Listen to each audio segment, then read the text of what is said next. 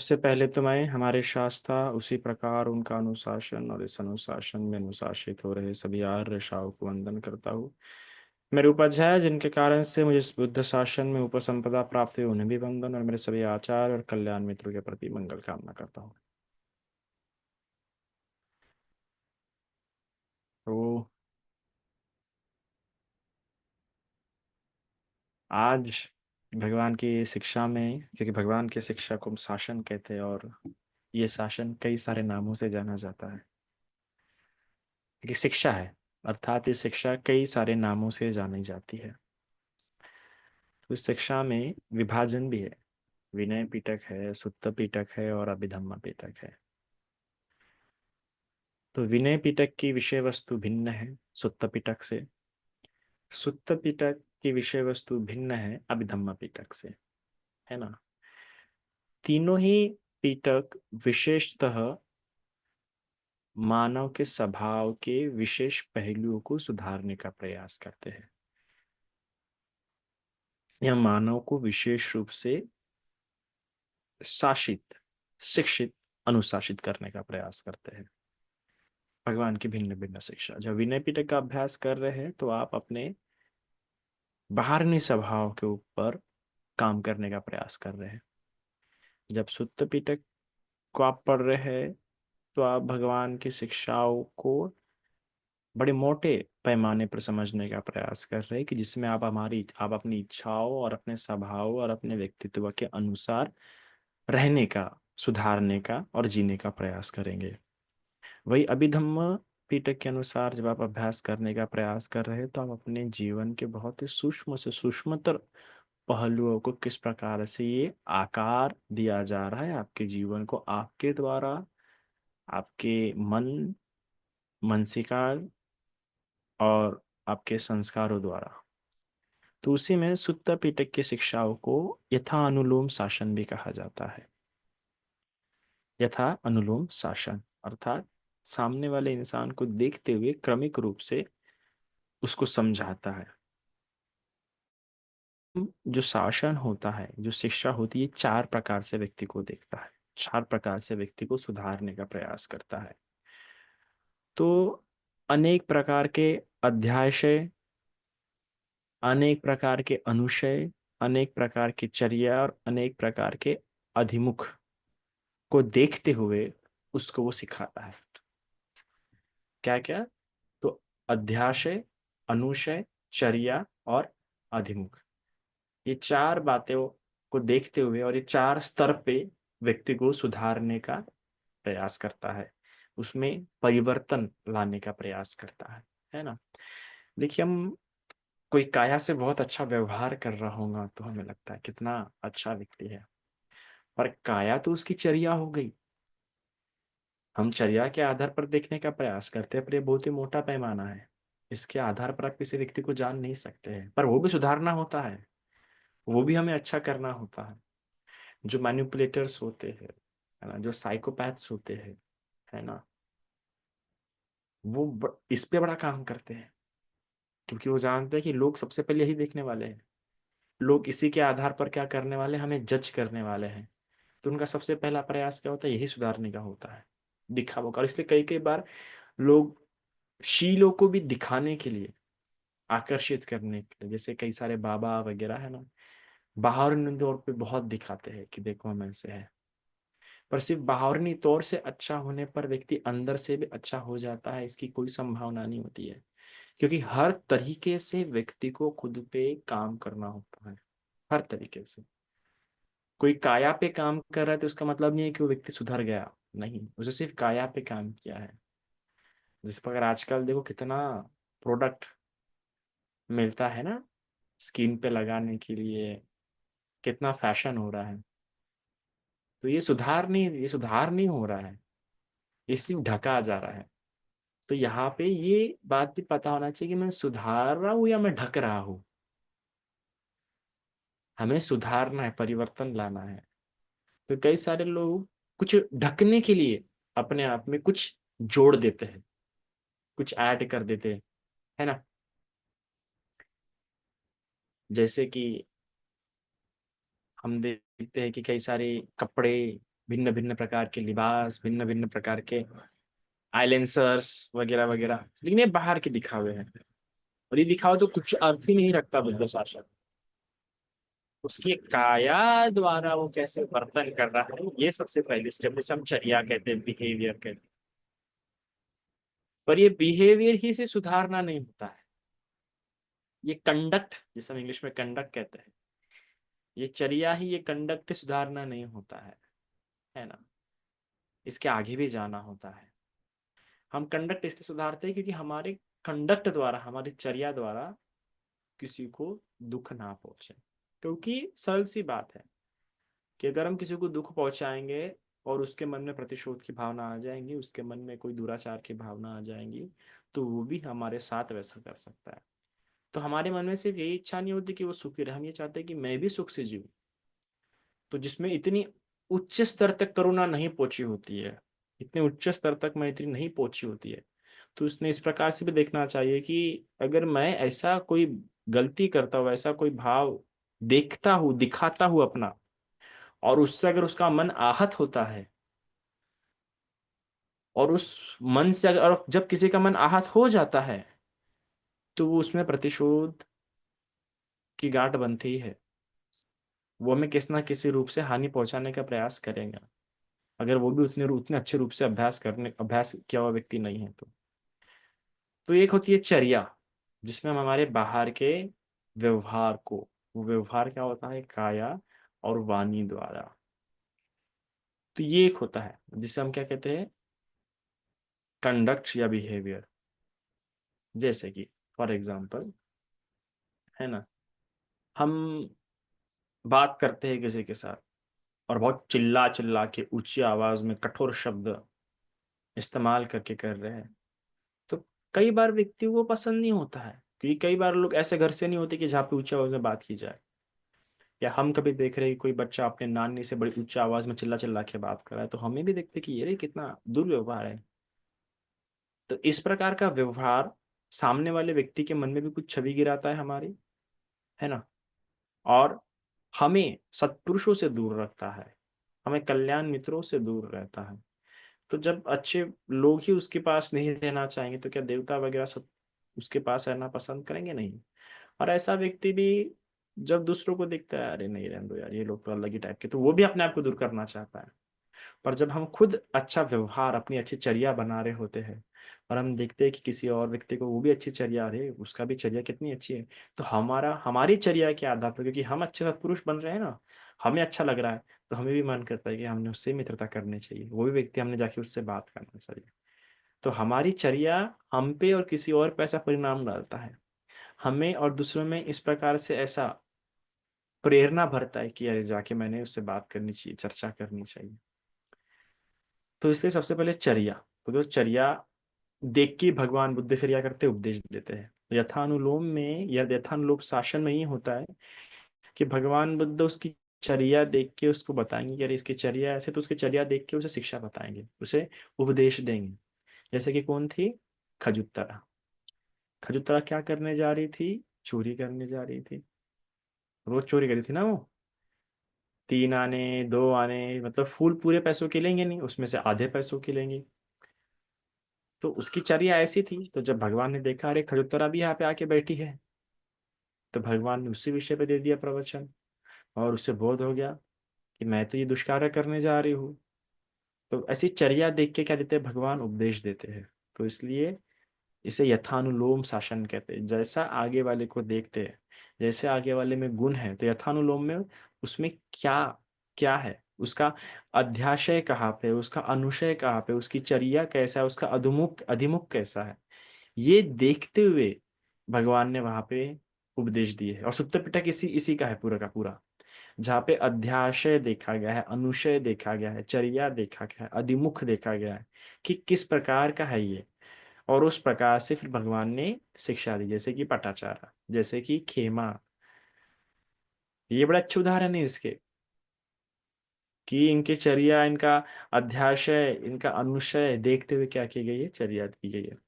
अब सबसे पहले हम जानने का प्रयास करते हैं कि अध्याशय मतलब क्या होता है। तो अध्याशय मतलब होता है डिस्पोजिशन और मेंटल इंक्लिनेशन, अर्थात कि मानसिक प्रवृत्ति या अंतर्निहित प्रवृत्ति, ये हमारी प्रवृत्ति किस प्रकार से है। देखो किसी किसी के मन में क्या होता है कि वो करुणा की ओर बहुत झुका होता है, उसके अंदर बहुत करुणा भरी होती है। तो किसी किसी के अंदर क्या होती है कि बहुत द्वेष भरा होता है, तो उस तरह भी उसका मन क्या होता है, झुकता है। ये व्यक्ति के मन की प्रवृत्ति क्या होती है, वैसी होती है। उदाहरणतः कि किसी का मन करुणा की इधर बहुत झुका होता है, उसके अंदर बहुत करुणा होती है। तो क्या होता है, वो बहुत दान पसंद करता है। किसी को भी देख लिया दुखी में तो तुरंत क्या कर लेंगे, जाके कुछ ना कुछ रब तरफ से देंगे, कुछ ना कुछ करने का क्या करेंगे, वो प्रयास करेगा। तो उसका अध्याशय ही वैसा है। और ऐसा अध्याशय होने के कारण फिर भगवान भी क्या उसी प्रकार का उपदेश करते थे, जिस तरफ उसका मन झुका होगा। खेमा, खेमा इसका अच्छा उदाहरण है कि खेमा का मन कहाँ झुका हुआ था। खेमा का मन रूप सौंदर्य की ओर बहुत झुका था, वो रूप सौंदर्य को बहुत मानती थी। और इसी कारण की वजह से क्या वो कभी बुद्ध के पास मिलने के लिए नहीं। महाराजा बिम्बिसार, कितना अद्भुत कल्याण मित्र, कितनी अच्छी प्यारी कल्याण मित्र की कथा देखने के लिए मिलती है कि किस प्रकार से बड़े चालाकी से बड़े चालाकी से खेमा को वो वन में भेजता है। बिम्बिसार क्या कहता है कि बाबा देखो, बाग में बहुत ही सुंदर फूल वगैरह आए हैं, बहुत ही सुंदर माली ने बाग को बहुत ज्यादा सजाया है, जाओ तुम एक बार देख के आ जाओ। और उस क्षण वहां पे बुद्ध आए थे। और बिम्बिसार को पता था कि खेमा तो सीधी जाने से रही, खेमा सीधी नहीं जाएंगी। तो उसने उस बहाने से भेजा। और वहां पे उनको पता था कि इसकी मुलाकात हो ही जाएंगी, इनकी मुलाकात हो ही जाएंगी भगवान बुद्ध से। और वैसा ही हुआ। बाग देखते देखते उसने देखा कि अरे भगवान वहां बैठे, और भगवान को दो बड़ी सुंदर नारियां, बड़ी सुंदर स्त्री क्या करी है, पंखा झेल रही है। तो उसको आश्चर्य इसलिए हुआ कि इतनी सुंदर, इतनी इतनी दिखने में विलक्षण, देवलोक की अप्सरा समान ये स्त्रियां, ये नारियां, ये देवियां भगवान को पंखा झेल रही है। उनकी सुंदरता कहा और मेरी सुंदरता कहा, मैं तो उनकी सुंदरता के प्रति सामने कुछ भी नहीं हूँ। और मुझे किस बात का ऐसा अहंकार आ गया था, और मैं बुद्ध से मिलना नहीं चाह रही थी, जबकि मुझसे सुंदर सुंदर स्त्रियां भगवान बुद्ध की सेवा कर रही है। तो जहां उसका मन झुका था, वैसे ही उसी प्रकार से वो भगवान की ओर आकर्षित हुई, भगवान की शिक्षा की ओर आकर्षित, और भगवान को उसी प्रकार उसने महान जाना। तो अध्याशय देखा भगवान ने। तो अध्याशय देखते हुए फिर भगवान ने उसको क्या दिया, उपदेश दिया। और उसी उस प्रकार उपदेश दिया। धीरे धीरे करके जो जो स्त्रियां, जो महिलाएं बड़ी सुंदर दिख रही थी, धीरे धीरे करके क्या हो रहा था कि उनकी सुंदरता कम होते जा रही थी। जो त्वचा थी, वो त्वचा धीरे धीरे क्या पड़ रही थी, बूढ़े समान। कैसे त्वचा ढीली पड़ना शुरू हो जाती है, वैसे ही त्वचा ढीली ढीली जो दांत अच्छे पके हुए थे, सीधे थे, वो दांत क्या हो गए, गिरना शुरू हो गए। त्वचा, झुर्रियां, बाल झड़ना शुरू हुए। तो मोह भंग हो गया ना उसका। उसका जो अध्याशय था, जो जिसके ऊपर, जिसके तरफ वो बहुत झुकी हुई थी, सुंदरता की ओर जो बहुत झुकी थी, वो तुरंत भंग हो गया। और लगा कैसा अध्याशय है ये, कैसे किस प्रकार से मैं विचार कर रही थी। और फिर भगवान ने उसको क्या किया, धर्म में प्रतिष्ठित किया। अरंत हो गई थी वहीं पे। बिंबिसार को बोलना पड़ा, बिंबिसार अरंत हो चुकी है, बता दो परिनिवृत्त कर दे या चिवर दे दे। तो फिर उन्हें काश्यावस्था दे दिया गया। तो इस प्रकार अध्याशय देखते हुए भगवान बुद्ध क्या करते, उपदेश देते हैं। तो जब सुत्ता पिटक पढ़ रहे तो इस बात की भी सावधानी रहे, हर एक उपदेश अपने आंख पे मत लीजिएगा कि अरे ये भी उपदेश मैंने ऐसा ही करना चाहिए। उसका अध्याशय देख के भगवान ने कई सारे क्या दिए, उपदेश दिए। तो जो व्यक्ति इस प्रकार सुंदरता में होता है, जिसका झुकाव, इसका डिस्पोजिशन सुंदरता की ओर बहुत होता है, उसको इस प्रकार से भगवान ने दिया। फिर दूसरा होता है अनुशय। अनुशय मतलब बड़ा प्यारा है। अनुशय शब्द बड़ा प्यारा है। ये क्या होता है, ये ऐसी चीजें होती है जो व्यक्ति को पता ही नहीं होता कि मेरे अंदर ये है, इसलिए अनुशय को देखा नहीं जा सकता। अनुशय को एक तो पर्युत्थानंग अवस्था में देखा जा सकता है कि जब वो उदय को हो रहे हैं। बिना पर्युत्थानंग अवस्था के आप अनुशय को नहीं देख सकते। रागानुशय, द्वेषानुशय, ये अनुशय होते हैं जो छिपे होते हैं, जो दिखते ही नहीं है आपको बिल्कुल भी। ये सिर्फ क्या होता है, ये सिर्फ बुद्ध देख सकते हैं। इसका भी भिन्न एक ज्ञान होता है।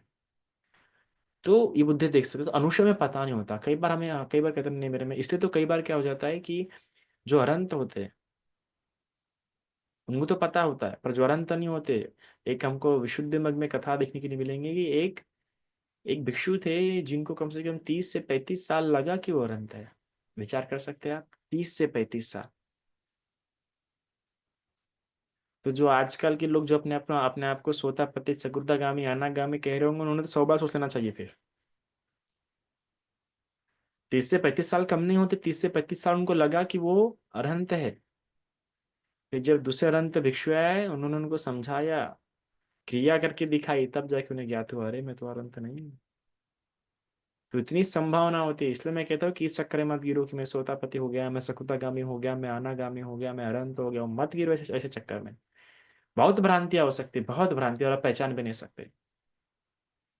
इसलिए ये मत सोचो कि मैं सोतापति हो गया, या कैसे हो सकते। अब तो सिर्फ धर्म पालन करने का प्रयास करो, क्योंकि ये जो काल है ना, इस काल में इतने आसानी से आप पुण्य कर सकते हैं, इतने आसानी से धर्म श्रवण कर सकते, तो इन्हीं दो बातों में अपने मन को लगा के रखो कि मैं सोतापति हो गया क्या, ये नहीं हुआ, ऐसा मत सोचो। क्योंकि वो मिथ्या दृष्टि में गिर जाओगे, मिथ्या धारणा में गिर जाओगे, फिर वैसा प्रयास भी नहीं होगा। एक बार इसको लग गया, अरे मैं सोतापति हो गया, मैं सकुटगामी हो गया, मैं अनागामी हो गया, मैं अरहंत हो गया, तो बताओ वैसा प्रयास करेंगे क्या जैसा पहले कर रहा होता जब सोतापति खुद को नहीं मान रहा होता। तो इसलिए ऐसी धारणाओं में मत गिरो कि यार मैं सोतापति तो नहीं हो गया, सोतापति तो कैसे हो रहा हूँ, या मैं तो इतना अच्छा हो रहा हूँ, मैं सोतापति हो गया हूँ, सकुटगामी हो गया हूँ, अनागामी होगा, नहीं। क्योंकि अनुशय ऐसा होता है कि हमारे अंदर अनुशय होंगे और हमें पता भी नहीं चलेगा। तो ये छुपी हुई होती है। कई बार व्यक्ति में क्रोध होता है, पर उसको लगता है दिखता है, दिख के नहीं गिरता जब तक कि उभर के ना आए। राग होता है, आसक्ति होती है, पर वो दिख के नहीं गिरता जब तक कि वो उभर के ना आए। तो उनको अनुशय कहते हैं। तो भगवान कई बार अनुशय देख के भी व्यक्ति को क्या करते हैं, उपदेश देते हैं। जैसे कम्मठान जो होता है, व्यक्ति अनिरुद्ध बनते, उन्होंने दिव्य चक्षु प्राप्त कर लिए थे, पर अरहंत होने के थे। सोच, मतलब समाधि में कितना अच्छा बल हो गया होगा उनका। मतलब आटो के आटो ध्यान उन्होंने प्राप्त कर लिए होंगे भंते अनिरुद्ध जी ने, और इतने अच्छी प्रकार से उसका अभ्यास कर लिया कि दिव्य चक्षु प्राप्त हो गए। तो मतलब अगर देखा जाएगा तो उनके मन में आसानी से क्रोध द्वेष वगैरह उत्पन्न होता ही नहीं था, बिल्कुल भी उत्पन्न होता नहीं था। पर क्योंकि भगवान थे उस समय, कल्याण मित्र थे, तो उनको पता था अरे ये तो अनंत होने का है। और वो भी समझ गया था मैं तो अनंत होने का हूँ, क्योंकि वैसे लोगों से घिरा हुआ था। जब व्यक्ति संग से घिरा होता है, लोगों से घिरा होता है, तब उसे नहीं लगता कि वो अनंत हुआ आसानी से। उसको इस प्रकार से भ्रांतियां नहीं उत्पन्न हो सकती। हाँ, जो अकेला रह रहा है, ज्यादा संघ में मेलझोल नहीं कर रहा है, उसको ऐसी भ्रांतियां हो सकती है कि वो स्वतापति हुआ है, सकृदागामी हुआ, अनागामी हुआ, अनंत हुआ है। और संघ में रहने वाले तो उस समय अनिरुद्ध वगैरह सब संघ में रहते, तो इनको इस समय भ्रांतियां होने की संभावना ही नहीं, और हो भी तुरंत उनकी भ्रांतियां टूट भी जाती है, क्योंकि संघ में लोग होते हैं ना, और भी समझदार लोग जो अकेले रहते हैं उनसे के बात बता सकते हो सकता है। तो इस प्रकार भगवान अनुशय भी देखते। तो भगवान ने अनुशय देखा किस पर कौन से अनुशय जमा है, और उस वो अनुशय जानते हुए भगवान ने फिर उस प्रकार से क्या दिया, उसे कम्मठान दिया। तो ये होता है अनुशय देखते हुए भगवान बुद्ध फिर व्यक्ति को कम्मठान वगैरह देख के उसे बताते हैं। अभी अध्याशय सकारात्मक भी हो सकता है, नकारात्मक भी हो सकता है, पर अनुशय नकारात्मक ही होते हैं। अध्याशय में करुणा भी उसकी ज्यादा हो सकती है, मैत्री भी ज्यादा हो सकती है, श्रद्धा भी ज्यादा हो सकती है। जैसे आनंद भंते जी में श्रद्धा बहुत ज्यादा थी, है ना। लेकिन अनुशय में हमेशा नकारात्मक बातें होती है, और कुशल प्रवृत्तियां जगाने वाली बातें ही अनुशय होती है ना। और कितने अनुशय है, मेरे पास 7 अनुशय है। रागानुशय, द्वेषानुशय, मुझे याद नहीं आ रहा, पर ये 7 या 9 अनुशय है, 7 7 सॉरी 7 अनुशय है। तो इस प्रकार से अनुशय होते हैं जो कि सोए हुए होते हैं, सब लैटेंट टेंडेंसीज कहते हैं इंग्लिश में, कि पता नहीं था। भगवान को तो बताते हैं कि अरे बच्चे में भी होते हैं इसके, ऐसा नहीं बोल सकते, उनमें भी काम भाव होती है। जब वो इस प्रकार से अपने पेट के बल लेटे होते हैं, तो हम ऐसा नहीं कह सकते कि उनमें भी नहीं होता है, होता है उनमें भी अनुशय। फिर होता है चर्या। तो भगवान कभी कभार चर्या देख के भी क्या करते हैं, उसका उपदेश देते हैं। चर्या में चलने का तरीका, बैठने का तरीका, बोलने का तरीका, देखने का तरीका। कुछ कुछ देखो पैर पटक पटक के चलते हैं। कुछ कुछ लोग पैर के पीछे के बल को ऐसा दबा दबा के चलते हैं। कुछ लोग जब बैठते हैं तो बैठने के बाद थोड़ा साफ करेंगे और फिर बैठेंगे।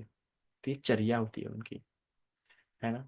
कुछ कुछ लोग हमेशा नीचे नीचे नीचे देख के चलेंगे, तो कुछ लोग हमेशा ऊपर देख के चलेंगे, तो कुछ लोग हमेशा इधर उधर देख के चलेंगे। तो ये उनकी चर्या है। तो इस प्रकार से इनकी इनकी चर्या भी बहुत कुछ बताती है। जैसे चर्या से भी भगवान बुद्ध ने देख के उपदेश दिया, जैसे चर्या जान के भी। जैसे कम्मठान जब दिया जाता है, अगर एकदम अगर अनुशय तो नहीं देख पाते कई बार, जिनको उनका उसका ज्ञान होता है वही अनुशय देख पाते हैं, पर जो अनुशय नहीं देख पाते वो चर्या देखते हैं। चर्या देखते रहो, बता देते कि हाँ इसमें कौन सा रागानुशय द्वेषानुशय क्या मजबूत होगा।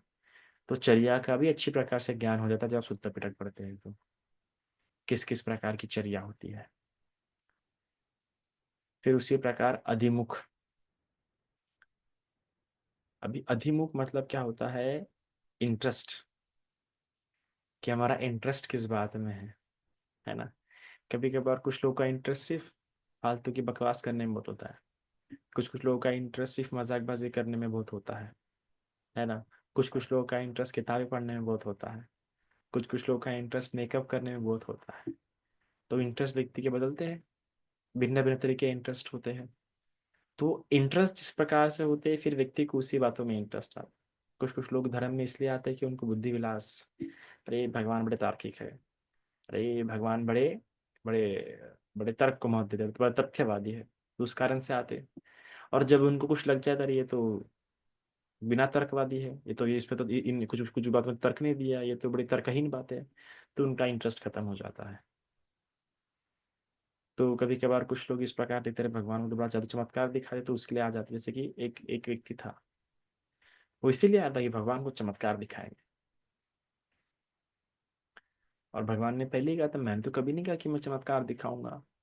पर फिर भी भगवान ने उसे दिखाया चमत्कार, पर फिर भी वो धर्म छोड़ के गया।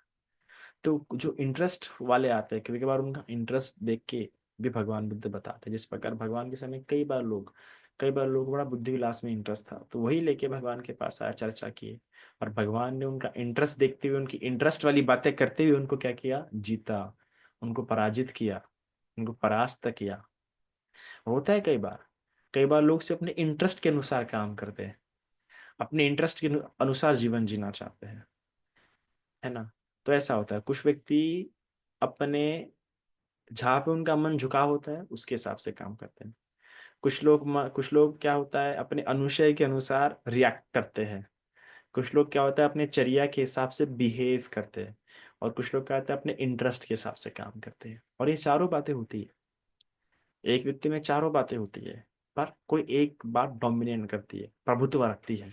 इसके कारण से वो लोग क्या करते हैं, कुछ कुछ ज्यादा करते हैं। और इन चारों बातों को जानना आवश्यक है।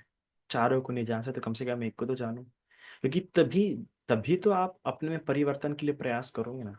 और आपको पता नहीं आपका इंटरेस्ट कैसा है, तो आप धर्म को ठीक प्रकार से धारण कर पाओगे क्या, पालन कर पाओगे क्या? नहीं। क्योंकि आपने अपने इंटरेस्ट को ही नहीं देखने का प्रयास किया, तो इसका मतलब आप बिना तृष्णाओं पे अभ्यास कर रहे हैं ना, अपनी अविद्या अविद्या पे अभ्यास कर रहे हैं। अनुशय तो देख नहीं सकते, अनुशय तो समाधि का विषय है। अनुशय को तो तभी टैकल किया जा सकता है जब सती आपकी मजबूत होती है। अध्याशय पर जाना जा सकता है कि झुकाव कहाँ पे है। चर्या को परखा जा सकता है खुद से, नहीं तो किसी और से वार्ता करके कि आप बताइए मेरी चर्या कैसी है, तो भी विद्वान ज्ञानी व्यक्ति से। क्योंकि इन पे ही तो काम करना है ना, क्योंकि सुत्ते पिटक में यही सब देख के तो उपदेश दिए है ना। अध्याशय देख के, अनुशय देख के, चर्या देख के, अधिमुख देख के तो उपदेश दिए गए हैं। और उसके हिसाब से फिर लोगों ने प्रैक्टिस किया है। तो हमें भी जब प्रैक्टिस करना है तो ये देखना है कि मेरा अध्याशय कैसा है, मेरे में बहुत करुणा है या मेरे में बहुत द्वेष भरा है ना। मेरी चर्या कैसी है, एकदम पटक पटक के चलने वाली है या एकदम धीरे धीरे धीरे चलने वाली। ऐसा मत समझो धीरे धीरे चलते हो तो बहुत ही ध्यान होना ही। अगर बिना उसको जाने धीरे धीरे चल रहे हो तो कोई नहीं, ये तुम्हारा स्वभाव है, इससे कोई तुम्हारी मुक्ति होने वाली है ना। और बहुत तेज चल रहे हो तो ऐसा नहीं कि तुमको जल्दी पहुंचने वाले हो, हाँ जल्दी पहुंच के वहां पे भी तुम अधीर ही रहोगे। जो अधीर चल रहा है वो कहीं भी जाए वो अधीर ही रहेगा, जब तक उस अधीरता को जानता नहीं। इसलिए चर्या को भी जानना आवश्यक होता है। और अधिमुख को भी, कि इंटरेस्ट कहाँ पे रहा, क्योंकि जैसा इंटरेस्ट आएगा उधर ही होता। तो ऐसा नहीं कि आप धर्म बोध सुन रहे हो, क्या पता लग रहा है कि अरे बनते शिवली जी काफी एकदम ऐसी बातें करते हैं, वैसी बातें करते हैं, इसलिए मुझे उनका प्रवचन अच्छा लगता है इसलिए सुन रहे हो। तो अपने इंटरेस्ट के हिसाब से सुन रहे हो आप लोग। ऐसा नहीं कि मुझे जानना है, मुझे ये जानने को मिल रहा है मेरे प्रति, या पता लग रहा है कि मेरे इंटरेस्ट वाली बातें मैच हो रही है और इसलिए मैं भंते शिवलिंग के भजन सुनता हूँ, तो कोई अर्थ नहीं है। आपकी इंटरेस्ट वाली बातें मैच होने से मेरे उपदेश मत सुनिए। आपको लग रहा है कि अरे मुझ में ये गलतियां पता लग रहे हैं, मेरे चर्या के बारे में मुझे बातें पता लग रही है, ये नई बातें मुझे जानने को मिले जिससे मैं सुधार कर सकता हूँ। क्योंकि धर्म तो कर्ण प्रिय है ही ना, धर्म में तो अच्छी बातें दी ही है। और इसलिए कई बार हो जाता है ना कि लोग जब धर्म सुनते हैं सुनते तब बोलते हैं अरे कितना अच्छी बातें बता रहे बनते जी, कितने अद्भुत बातें बता रहे बनते जी, हाँ हाँ हाँ। फिर तुरंत एक वाक्य बोलते हैं लोगों ने ऐसा ही पालन करना चाहिए, पर लोग पालन करते नहीं। अरे फिर लोगों की बात आ गई, यहाँ पे खुद को देखने की बात थी, फिर लोगों को क्यों देख रहे, लोगों के बारे में क्यों सोच रहे। ये धर्म सुनना खुद के लिए होता है। कोई नॉलेज की बुक थोड़ी पढ़ रहे हो, कोई नॉलेज की बुक थोड़ी खोल के पढ़ रहे हो कि अरे कोई नई इन्फॉर्मेशन मिल जाएंगी। हाँ, धर्म सिर्फ इन्फॉर्मेशन नहीं है ना, धर्म परिवर्तन है, धर्म धारण करने के लिए, धारेती थी धर्म। और धारण क्या हुआ, धर्म सुरक्षा करता है। पूजा करने वाला धर्म सुरक्षा नहीं करता है, ठीक है। धारण क्या हुआ धर्म सुरक्षा करता है, जो धर्म धारण किया जा रहा है वही धर्म आपकी सुरक्षा कर पाएगा। जिस धर्म की पूजा कर रहे हो वो आपकी सुरक्षा नहीं कर पाएगा, ये बात याद रखिएगा। और वो धारण क्या है, आपका अधिमुख, चर्या, अनुशय और अध्याशय। इससे हट जाओगे और किसी और चीज की प्राप्ति के लिए लग जाओगे, तो याद रखना विश्व में ऐसी कोई चीज नहीं है जो प्राप्त नहीं की जा सकती, और उसके लिए कई सारे साधन उपलब्ध है। पर धर्म का साधन आप सिर्फ उसी चीज के लिए इस्तेमाल कर रहे हो, तो इसका मतलब ये हो गया कि कहते हैं ना कि पहाड़ी से निकले और खाई में गिरे, ऐसी वाली बात हो जाएगी। वो कोई इस्तेमाल करा नहीं हो जाएंगे, मतलब एक अविद्या से निकल के दूसरे विद्या में चले गए, है ना। एक एक एक एक जेल से निकल के दूसरे जेल में चले गए, कोई आनंद नहीं है। जेल तो जेल ही है, खाने वैसा ही, खाना वैसा ही मिलेगा, पीड़ा वैसे ही मिलेंगी। इसलिए कई बार लोग धर्म पे धर्म परिवर्तन करते हैं, पर परिवर्तन कोई नहीं दिखता उनके जीवन में, है ना। अगर पैसा के लिए करोगे, भौतिक चीजों की प्राप्ति के लिए करोगे, पर अपने अधिमोग, अपनी चर्या, अपने अध्याशय, अपने अनुशयों को नहीं देखोगे, उसके हिसाब से सोच नहीं रहे कि अरे उसके हिसाब से मेरे लिए ये धर्म है, और मेरे में तो इस प्रकार से अधिमोख है, मेरे में इस प्रकार से चर्या है, मेरे मेरे में इस प्रकार से अनुशय है। तो जब देखना शुरू होता है तब परिवर्तन होना शुरू होता है। पर वो देखने के लिए भी आपको ये बात सावधानी रखनी होगी कि अरे इस मेरे इंटरेस्ट के हिसाब से तो नहीं सुन रहा ना मैं।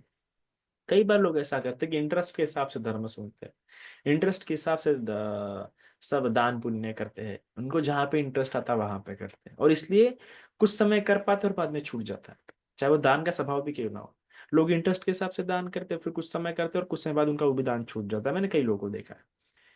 फिर धर्म भी पहले पहले शुरुआत शुरुआत में बहुत पालन करते हैं और बाद में फिर थोड़ा सा भी धर्म पालन नहीं होता, क्योंकि इंटरेस्ट के हिसाब से किया था उन्होंने, अपने चर्या के हिसाब से किया था उसने उन्होंने, अपने अपने अध्याशय के हिसाब से किया था, और अभी वो नहीं है इसलिए वो छूट गया।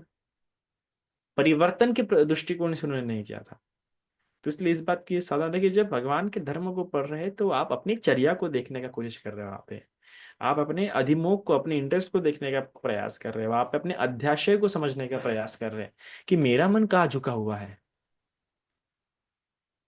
ना, कि मेरा मन इधर तो नहीं झुका हुआ है, आसक्ति की ओर तो नहीं झुका है, रिश्तों की ओर तो नहीं झुका है, परिवार की ओर तो नहीं झुका है, प्रेम की ओर तो नहीं झुका है, स्नेह की ओर तो नहीं झुका हुआ है, या अकेले रहने की ओर तो नहीं झुका है, मित्रता की ओर तो नहीं झुका है, हंसी मजाक की ओर तो नहीं झुका है। मेरा इंटरेस्ट, मैं कैसे मेरे इंटरेस्ट के हिसाब से काम ही कर रहा हूँ, कि अपना इंटरेस्ट को बाजू में रखते हुए कुछ नए सीखने के दृष्टिकोण से, है ना, परिवर्तन के दृष्टिकोण से, प्रयासों के दृष्टिकोण से, परिश्रमों के दृष्टिकोण से। वरना कई बार लोग क्या होता है कि जहां पे ज्यादा परिश्रम करने के लिए उनको दिखता है कि अरे हम बहुत परिश्रम कर छोड़ देंगे रे, इधर कुछ और करते हैं, तो ऐसा एस्केपिस्ट हो जाएंगे, एस्केप करने की कोशिश करेंगे। तो इंटरेस्ट के हिसाब से ही मत करो, अपने में परिवर्तन के पर्सपेक्टिव से करो। तो क्या होता है फिर, भगवान की शिक्षा सही में हर क्षण उनमें परिवर्तन लाते रहती है, हर क्षण उनको उस ऊपर लेके जाती है, नीचे नहीं लेके जाती है। वरना क्या हो जाता है कि अरे सुन रहे काफी अच्छा लग रहा है, काफी अच्छा लग रहा है, वहां तक ही रह जाते हैं, कितना प्यारा बोलते हैं। ये वाली बातें नहीं होनी चाहिए। प्यारा हर कोई बोलता, बोलना एक कौशल्य है। राम रहम भी बहुत अच्छा बोलता था, आसाराम बापू भी बहुत अच्छे बोलते थे, पर देख लिया ना, अच्छा बोलना और सुनने वालों को भी, अरे देखो पूरे भीड़ भीड़ में कितना अच्छा लगता था सुनने के लिए उनको, पर क्या होता है आखिरी में, कुछ नहीं। तो इसलिए अपना अध्याशय, अपना अनुसर, अपने चर्या और अपने अधिमोख को भी जानने का प्रयास करो। कुछ ना कुछ तो जानना है ना आपको, तो क्या जानोगे, अभी दिमाग थोड़ी पढ़ रहे हो जो चित्त चित्त जान पाओगे। सुत्ते साधारण साधारण उपदेश ही सुन रहे हैं ना हम लोग, तो इसमें क्या जानना है, इसमें अपना अध्याशय, अनुशय, चर्या और अधिमोख ही जानना है। तो इतना आज के लिए काफी है। साधु साधु साधु।